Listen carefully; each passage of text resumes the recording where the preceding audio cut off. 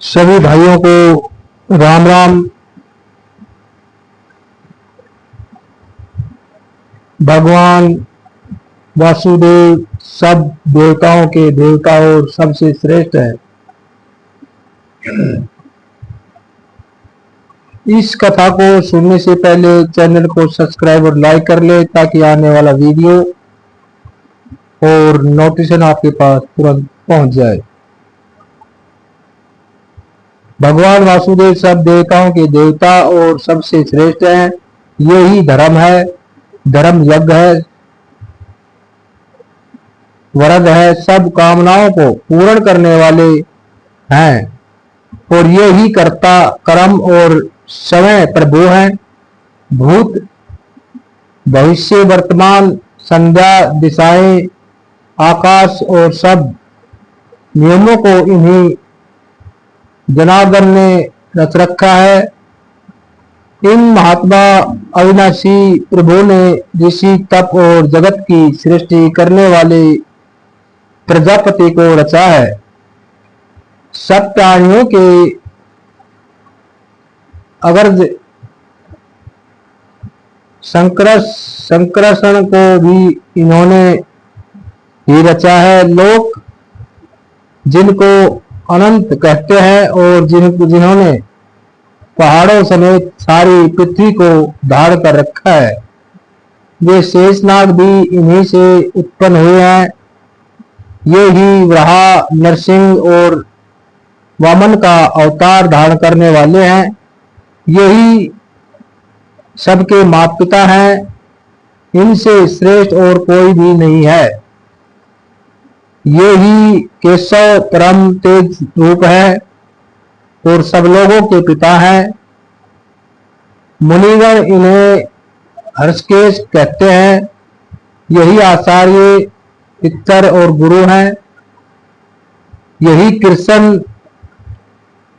जिस पर प्रसन्न होते हैं उन्हें अक्षय लोक की प्राप्ति होती है। भय प्राप्त होने पर जो इन भगवान केशव के शरण जाता है और इनकी स्तुति करता है वह मनुष्य परम सुख को प्राप्त होता है। जो लोग भगवान श्री कृष्ण की शरण में चले जाते हैं वे कभी मोह को नहीं प्राप्त होते। महान भय संकट में डूबे हुए लोगों की भगवान जनार्दन नित्य रक्षा करते हैं। ये चय कृष्ण प्रभ घटे में तेन मुहिता मानव भय महति प्रसंग पाती नित्य जनार्दन। नारद कई हुए हैं परंतु ये देव ऋषि नारद एक ही है। इनको भगवान का मन कहा गया है। ये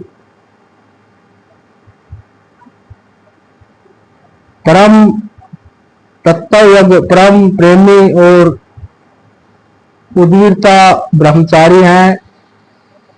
भक्ति के तो ये प्रधान आचार्य हैं। संसार पर इनका अंतिम उपकार है। प्रहलाद धनुध्रुव अमृत आदि महान भक्तों को इन्होंने भक्ति मार्ग पे प्रवृत्त किया है और श्री मद भगवत तथा वाल्मीकि रामायण जैसे दो अनूठे ग्रंथ भी संसार को इन्हीं को कृपा से प्राप्त हुए हैं। सुखदेव जैसे महान ज्ञानी को भी इन्होंने उपदेश दिया है। ये पूर्व जन्म में दासी पुत्र थे। इनकी माता महर्षियों के झूठे बर्तन मांजा करती थी। जब ये 5 ही वर्ष के थे इनकी माता की अकस्मात मृत्यु हो गई। तब ये सब प्रकार के संसारिक संबंधों से मुक्त होकर जंगल की ओर निकल पड़े। वहां जाकर ये एक वृक्ष के नीचे बैठकर इनके जीवन का प्रधान कार्य है भगवान की महिमा। ऋषि महर्षियों के भगवान की महिमा गाने के कई प्रश्न हैं ही का विस्तार करना महाभारत में भी इनके तथा अध्ययन आए हैं। भगवान श्री कृष्ण के संबंध में किस ऋषि ने क्या कहा? भगवान के स्वरूप का ध्यान करने लगे।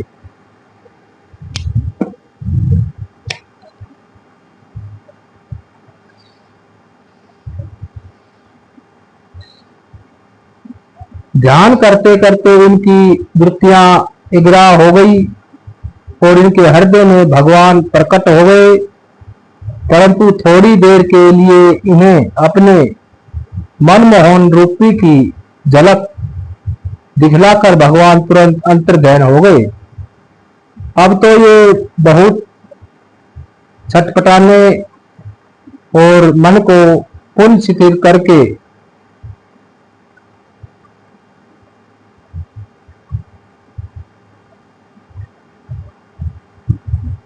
भगवान का ध्यान करने लगे, किंतु भगवान का वह रूप इन्होंने फिर न दिख पड़ा।